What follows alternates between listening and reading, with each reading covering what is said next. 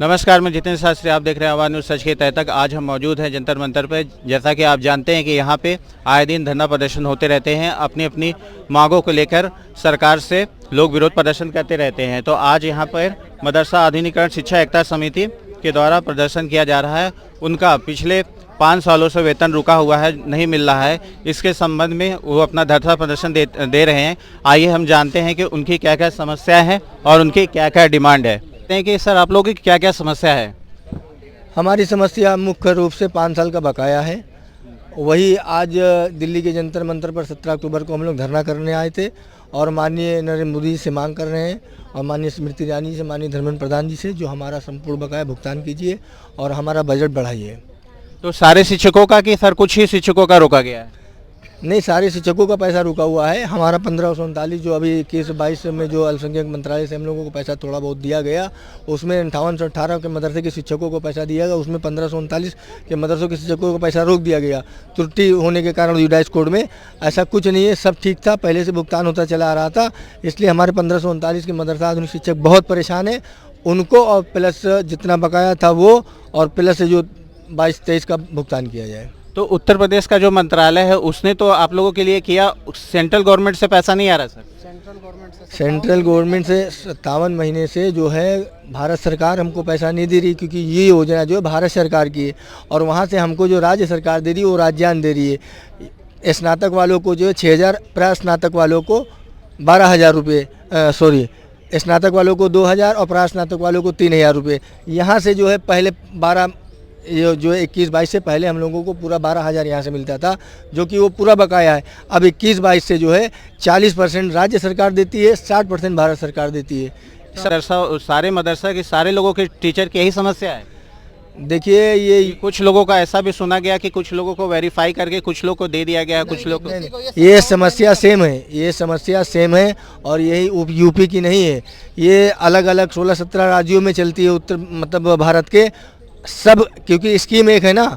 जैसा कि बताया गया है कि 7,398 मदरसों में से 1539 मदरसों का कुछ समस्या हुई थी, इसके बारे में ये 21-22 में मामला है। अभी हमने आपसे बताया 5818 मदरसे और जो 1539 मदरसे ये हैं, 5818 मदरसों को जो है 21-22 में भुगतान किया गया, जिसमें से 1539 जो मदरसे हैं उन मदरसों के शिक्षकों को भुगतान नहीं किया गया। कहा गया कि यूडाइस कोड में त्रुटि होने के कारण भुगतान नहीं किया। उसको वो लोग सब कुछ सही करवा के भेज दिया, हमारे उत्तर प्रदेश से डिमांड भी यहाँ भेज दी गई, मगर उनको भुगतान नहीं किया जा रहा है।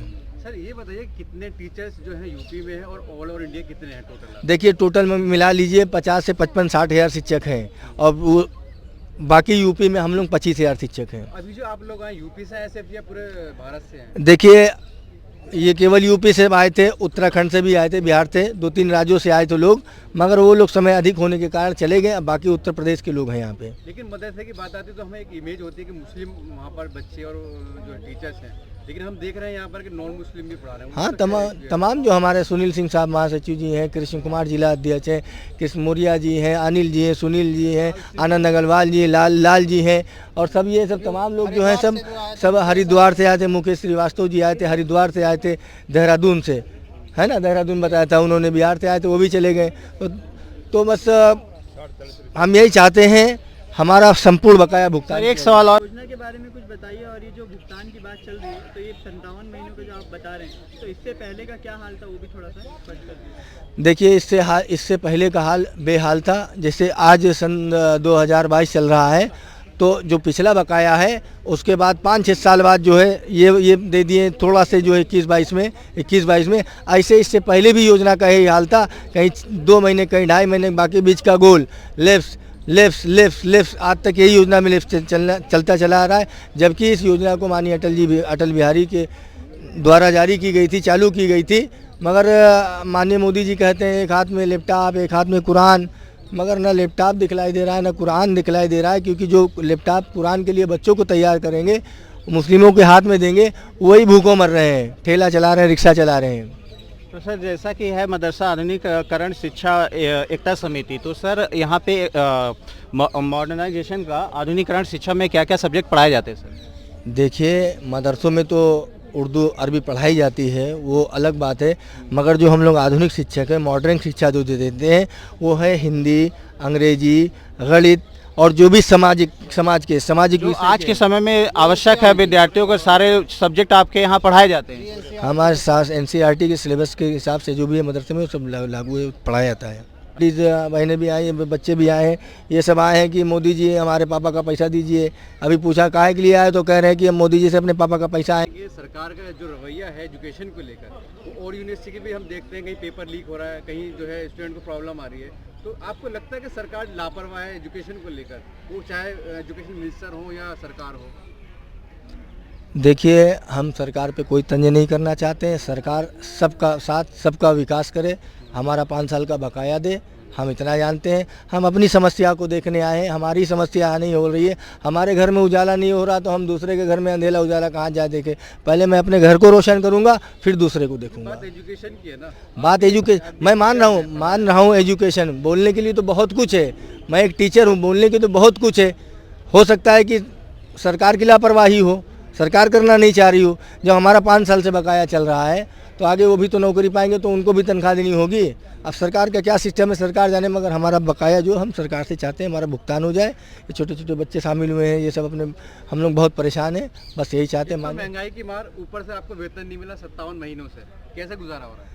देखिए, हमारे बहुत सारे शिक्षक साथी जो ट्यूशन पढ़ाते हैं, कुछ जो है रिक्शा चलाते हैं, कुछ मूंगफली बेचते हैं, तरह तरह के काम जो है करते हैं। मगर अब थोड़ा डिप्रेशन में, बहुत परेशानी में, बहुत तनाव में हमारा शिक्षक ही आ गया है। अभी 1 अक्टूबर से उत्तर प्रदेश में एक सुबह 9 बजे से शाम को 3 बजे तक पढ़ाने के लिए कहा गया है। कोई 25 किलो, कोई 50 किलो, कोई 70 किलो, कोई 80 किलोमीटर पे पढ़ाता है। अब जब वो वापस आएगा तो कहीं 4 बज जाएगा, कहीं 5 बज जाएगा, तो ना इधर का रहेगा ना उधर का रहेगा, फिर सुबेरे 100-200 रुपया खर्चे में रहेगा, तो आदमी परेशान हो जाएगा। आप क्या मांगे नहीं मानी गई तो आगे अगला कदम क्या होगा? अगर हमारी मांगे नहीं मानी गई, अब एक बार और जो राष्ट्रपति भवन का घेराव करेंगे, संसद का घेराव करेंगे, यहाँ भी आके करेंगे। लाठी चले, डंडा चले, कुछ चले, HRD का घेराव करेंगे। जहाँ जो कुछ करना होगा अगली बार यही सब करेंगे। तो सर, आप ये मानते हैं सर, कहीं ना कहीं सर, अगर अध्यापक को पैसे की दिक्कत होती है तो पढ़ाई में भी समस्याएं आती हैं, मगर फिर भी आप लोग इसके लिए योगदान दे रहे हैं? देखिए, हम अपने पैसों के कारण या शिक्षा में कमी के, हम अपने बच्चों का भविष्य या जो बच्चे पढ़ने आते हैं उनसे, वो तो भविष्य अपना बनाने आते हैं, हम उनके भविष्य के खिलवाड़ करें? हम तो पढ़ाएंगे ना। और रही बात बकाया मांग रहे सरकार देगी तो हम, अगर एक जीवन यापन के लिए कुछ तो आदमी को चाहिए ही, वो भी गवर्नमेंट की तरफ से नहीं मिल रहा है।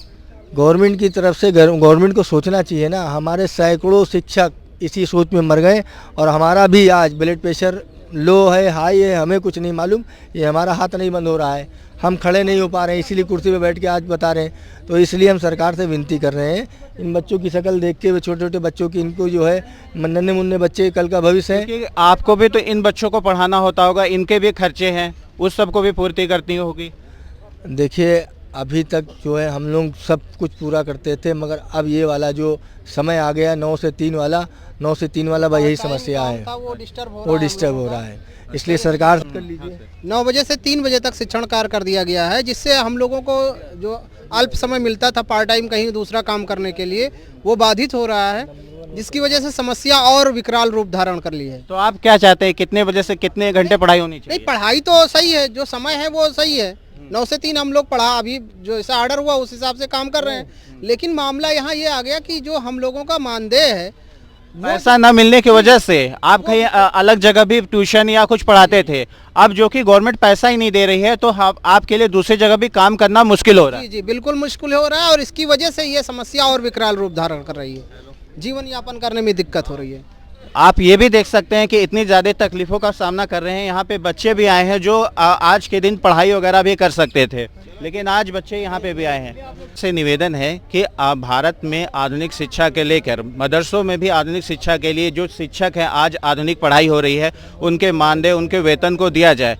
क्योंकि कभी वक्त 1919-1920 में वक्त ऐसा था जब असहयोग आंदोलन चल रहा था, तो तुर्की में मुस्तफ़ा को राजगद्दी पे दी गई थी और वहाँ पे आधुनिकरण के लिए तुर्की साइंस में लीड कर रहा है।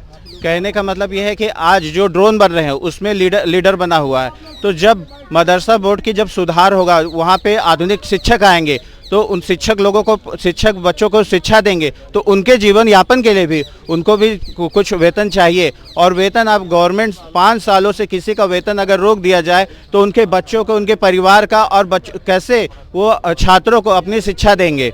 तो इसलिए हमारी सरकार से डिमांड है, इन लोगों को भी डिमांड है। मैं तुर्की में मॉडर्नाइजेशन हुआ, मुस्तफ़ा जी ने मॉडर्नाइजेशन किया, आज उनको मॉडर्नाइजेशन का पितामह माना जाता है। इसी तरह अगर भारत में भी मदरसों के बच्चे लोग अच्छी पढ़ाई करेंगे, मॉडर्नाइजेशन करेंगे, तो शिक्षकों को वेतन दिया जाएगा, तो और ही अच्छे तरीके से पढ़ाएंगे और वही बच्चे कल के भविष्य बनेंगे। जैसे तुर्की में आज ड्रोन के मामले में बहुत आगे जा रहा है, इसी तरह भारत में भी जो छात्र हैं जब ये मदरसों से पढ़ के आएंगे, आधुनिक शिक्षा लेके कल का भारत का भविष्य को सरकार को धर्मनिरपेक्षता का पालन करते हुए इन बच्चों को और शिक्षकों के ऊपर ध्यान देना पड़ेगा। क्योंकि किसी भी समाज के एक वर्ग के बच्चों को छोड़ के, और वैसे भी यहाँ पे एक वर्ग नहीं है, हिंदू मुस्लिम दोनों बच्चे पढ़ते हैं और टीचर भी हिंदू मुस्लिम दोनों हैं। और अगर इस ओर ध्यान दिया जाए तो भारत का भविष्य आने वाले समय में साइंस की दुनिया में बहुत ऊंचाई तक जा सकता है। इसलिए सरकार को इस ओर विशेष तौर पर ध्यान देना चाहिए। धन्यवाद।